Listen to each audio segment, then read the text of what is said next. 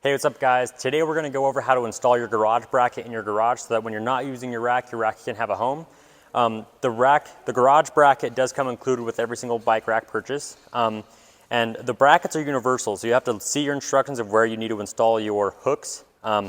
Today I'm going to hanging a 4-rack. So the first thing you're gonna wanna do is take your tape measure and measure from the garage floor up 56.25 inches, which I have done already to save us some time. But there I've made my mark at 56.25 inches. Second thing you're going to want to do after you've marked 56.25 inches is to find the studs in your garage. Luckily, like most garages, my studs are already going to be marked. They're going to be 16 inches apart, so you should be able to sink in at least in 6 locations on your garage bracket. There are holes in the garage bracket every 4 inches so that you can do that.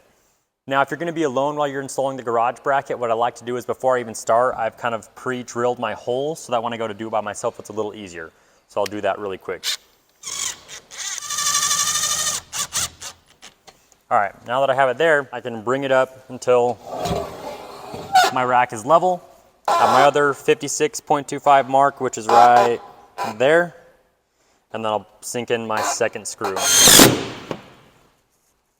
Okay, so now that I have my first 2 screws in, I'm good to install the rest of my screws so that I can handle the weight of the 4-rack plus the bikes on my rack.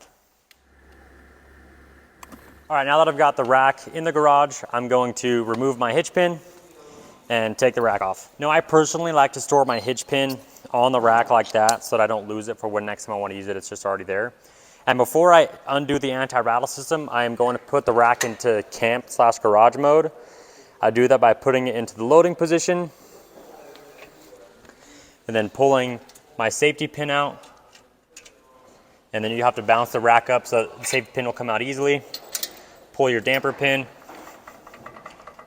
roll your damper plate off, and then replace your damper pin in the damper hole. Now that I've done that, all I'm going to do is press my lever one more time, just like that. And now that I'm all the way down to the ground, I'm going to undo my anti-rattle system. And I'll just bounce the rack. And now that I'm in this position, all I'm going to do is just move the rack over and then put it on the ground just like that.